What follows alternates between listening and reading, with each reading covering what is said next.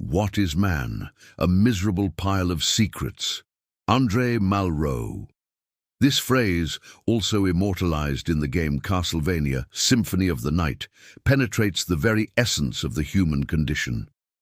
Man, in his apparent complexity, can be understood as a collection of information, chemical sequences, electrical impulses, behavioral patterns, records of experience. Every gesture, every thought, every desire manifests as an expression of these codes, intertwined in body and mind. The individual thus emerges as a system of inputs and outputs, a biological mechanism operating according to predictable laws, though disguised under the veneer of freedom. Under a deterministic lens, this reading is supported by the role of genes.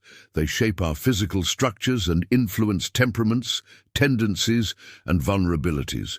But contemporary science reveals that we are not merely biological algorithms. Genes and environment dance in concert, and their interactions open the door to plasticity, adaptation, and reinvention.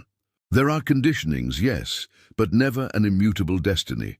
It is at this point that Gurdjieff deepens the question. For him, the common man lives mechanically. Thoughts, emotions, and actions are, for the most part, predictable reactions to internal and external stimuli. Consciousness, in this perspective, merely witnesses a machine already in motion, as if we were condemned to react rather than to act. But Nietzsche offers an essential counterpoint. He reminds us that man is not merely a secret or an automaton, but potential, creation, and transformation, as he states in Human All Too Human. There is more wisdom in man's body than in the cosmos. The body holds secrets that are not prisons, but tools. Every instinct, every inner shadow, can be the raw material for creation.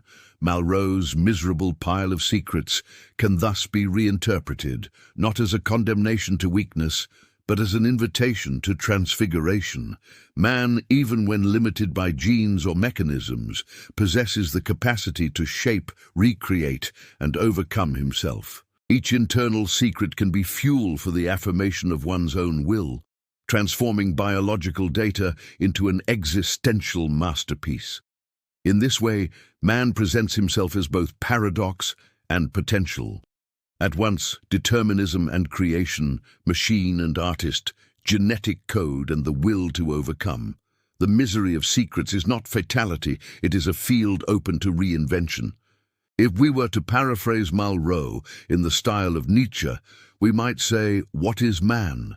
A pile of secrets to be mastered, shaped, and transformed into strength. Man ceases to be a victim of his own mechanics or genetics when he recognizes himself as his own creator. He forges meaning where once only chance was seen. Every secret is a challenge, every limitation an impulse for elevation. Man is not a tragedy, he is potential, and in the courage to look at his own secrets, he finds the path to become that which only he can be. Nietzsche concludes in Thus Spoke Zarathustra, man is a rope, tied between beast and overman, a rope over an abyss. Man walks upon this abyss, balancing himself between his mechanistic nature and his will, between his secrets and his creation. Every step is a risk, every secret an opportunity, every instant the possibility to ascend or to fall.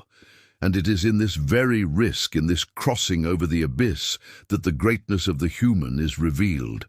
But how would Mentalma from Jan Val Elam answer the question, what is man?